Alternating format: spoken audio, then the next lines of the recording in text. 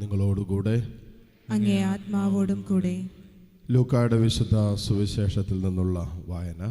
കർത്താവേ, അങ്ങേക്ക് മഹത്വം. അധ്യായം 4, 24 മുതൽ 30 വരെയുള്ള തിരുവചനങ്ങൾ. അക്കാലത്ത് യേശു ജനക്കൂട്ടത്തോട് അരുളി ചെയ്തു, സത്യമായി ഞാൻ നിങ്ങളോട് പറയുന്നു, ഒരു പ്രവാചകനും സ്വന്തം നാട്ടിൽ സ്വീകരിക്കപ്പെടുന്നില്ല. സത്യമായി ഞാൻ നിങ്ങളോട് പറയുന്നു, ഏലിയ പ്രവാചകന്റെ കാലത്ത് ഇസ്രായേലിൽ അനേകം വിധവകളുണ്ടായിരുന്നു. അന്ന് 3 വർഷവും 6 മാസവും ആകാശം അടയ്ക്കപ്പെടുകയും ഭൂമിയിലെങ്ങും രൂക്ഷമായ ക്ഷാമം ഉണ്ടാവുകയും ചെയ്തു. എന്നാൽ സീദോനിൽ സറപ്തായിലെ ഒരു വിധവയുടെ അടുത്തേക്കല്ലാതെ മറ്റാരുടെയും അടുക്കലേക്ക് ഏലിയ അയക്കപ്പെട്ടിട്ടില്ല.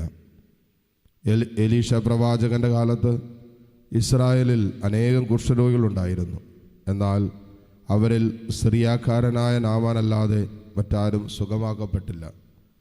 ഇത് കേട്ടപ്പോൾ സിനഗോഗിലുണ്ടായിരുന്ന എല്ലാവരും കോപാകുലരായി. അവർ അവനെ പട്ടണത്തിൽ നിന്നും പുറത്താക്കുകയും തങ്ങളുടെ പട്ടണം സ്ഥിതി ചെയ്യുന്ന മലയുടെ ശൃംഗത്തിൽ നിന്ന് താഴേക്ക് തള്ളിയിടാനായി കൊണ്ടുപോവുകയും ചെയ്തു. എന്നാൽ അവൻ അവരുടെ ഇടയിലൂടെ നടന്ന് അവിടം വിട്ടുപോയി. കർത്താവിൻ്റെ സുവിശേഷം. ക്രിസ്തുവേ, അങ്ങേക്ക് സ്തുതി.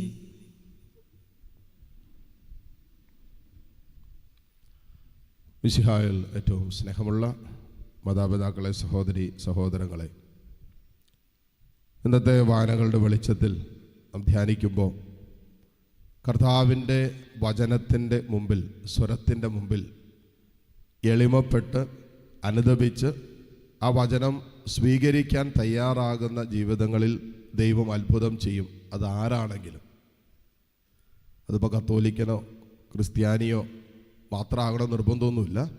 അതിപ്പോൾ ഹൈന്ദവനാണെങ്കിലും മുസ്ലിം ആണെങ്കിലും ലോകത്തിൻ്റെ ഏത് കോണിലുള്ള ഏത് ജനതയാണെങ്കിലും യേശുക്രിസ്തുവിലൂടെ നൽകപ്പെട്ട രക്ഷ വിശ്വസിക്കാനും അംഗീകരിക്കാനും ദൈവവചനത്തിലൂടെ വെളിപ്പെടുത്തപ്പെട്ട നിത്യരക്ഷയെ സ്വീകരിക്കാൻ തയ്യാറാകുന്ന ആരുടെ ജീവിതത്തിലും ഈ രക്ഷയുടെ അനുഭവം ഉണ്ടാകും.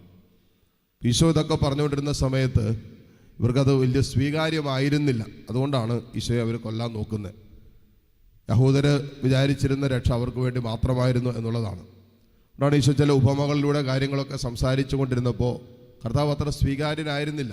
അവരെ പിടിച്ചുകൊണ്ട് വലിയ മലയുടെ മുകളിൽ കൊണ്ട് തള്ളി താഴെ ഇടാനൊക്കെ ഉള്ള പരിശ്രമം നടക്കുന്നുണ്ട്. ഈശോ പറഞ്ഞു, 2 പഴയ നിയമത്തിലെ ഉപമകളാണ് കർത്താവ് പറയുന്നത്. ആ പറയുന്ന ഒരു സംഭവം തന്നെ എടുത്ത് നോക്കിക്കഴിഞ്ഞാൽ നാമാൻ്റെ സൗഖ്യം സാധ്യമായതുപോലും നാമാൻ ദൈവത്തിൻ്റെ വചനം വിശ്വസിച്ച് അത് ഏറ്റെടുത്ത് അത് ജീവിതത്തിൽ പൂർത്തീകരിക്കാൻ തയ്യാറായപ്പോഴാണ് നാമാൻ്റെ ജീവിതത്തിൽ അത്ഭുതം കാണുന്നത്. ആദ്യം നാമാൻ്റെ അടുത്ത് പറഞ്ഞു, അവൻ സിറിയ രാജാവിൻ്റെ പ്രധാനപ്പെട്ട ഒരു സൈന്യാധിപനാണ്.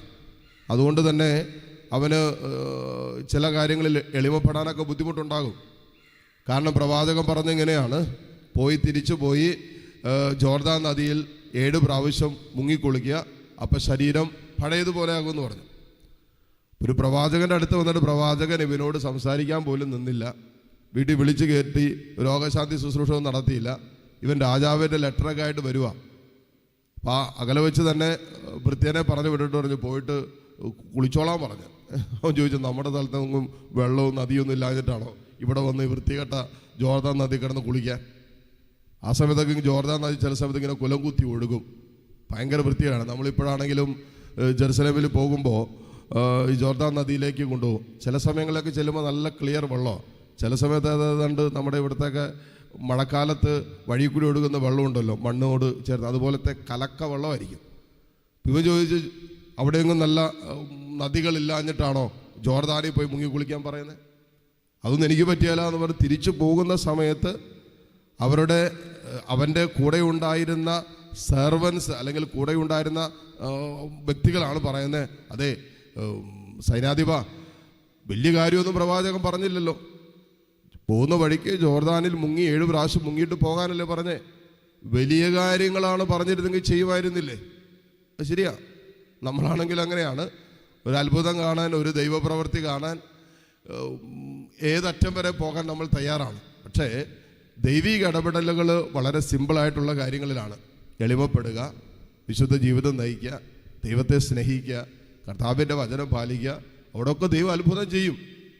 അപ്പം അതെല്ലാം പറഞ്ഞ് കൂടെ ഉണ്ടായിരുന്ന സേവകർ പറഞ്ഞു, ഒരു കാര്യം ചെയ്യ്, പോകുന്ന വഴിക്ക് ഒന്ന് മുങ്ങി കുളിച്ച് നമുക്ക് പോകാം, നമുക്ക് എന്തേലും നഷ്ടമുണ്ടോ?